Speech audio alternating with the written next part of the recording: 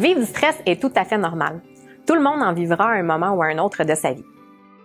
Bien que vivre du stress peut être désagréable, il ne faut pas oublier que les symptômes de celui-ci sont normaux et qu'ils peuvent parfois même être positifs. En effet, pensons par exemple aux athlètes. Le stress, bien géré, leur permet d'atteindre des performances hors du commun. Il en est de même pour toi. En apprenant à mieux gérer ton stress, tu pourrais t'en servir comme levier pour mieux performer à l'école. Ainsi, il ne faut pas chercher à tout prix à éviter les situations stressantes. Il faut plutôt les accepter et s'y adapter.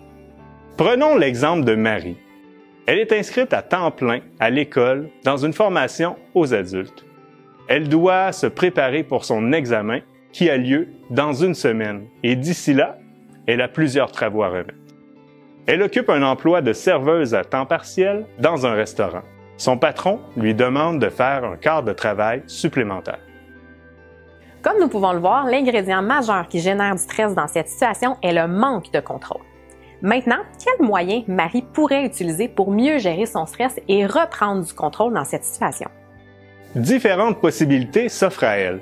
S'il y a une ouverture de la part de son patron, elle pourrait revoir ses heures de travail afin d'avoir plus de temps à consacrer à ses études. Elle pourrait aussi se faire une liste de tâches qu'elle doit faire et établir ses priorités. Finalement, il serait important qu'elle puisse revoir son échéancier d'études. Prenons l'exemple de Jonathan. Il est nouveau à l'école et effectue un retour aux études après 10 ans passés sur le marché du travail. Jonathan est habitué de travailler papier-crayon. Et cette année, il devra utiliser les outils tels que Remind et Google Classroom pour travailler et communiquer avec ses enseignants. Dès l'annonce de ce changement de pratique, Jonathan sent la panique l'envahir. Il utilise très rarement les outils technologiques. Dans cette situation, l'ingrédient principal de la source de stress de Jonathan est évidemment la nouveauté. Différentes possibilités s'offrent à lui. En effet, la première des actions qu'il pourrait entreprendre est de demander un soutien technique ou d'écouter des capsules vidéo explicatives sur les plateformes qui seront utilisées. Également, il pourrait travailler avec d'autres élèves ayant plus d'aisance avec les technologies. Finalement, il serait important que Jonathan verbalise son inconfort auprès de son enseignant. Celui-ci pourra alors adapter les tâches demandées et l'accompagner selon ses besoins et le développement de ses compétences en numérique.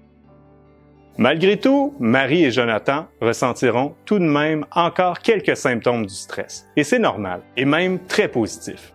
L'important est que ceux-ci, une fois mieux gérés, ne les paralysent pas devant la tâche, mais les propulsent à être plus performants. Pour en savoir plus, vous pouvez consulter les sites Internet qui apparaissent au bas de l'écran.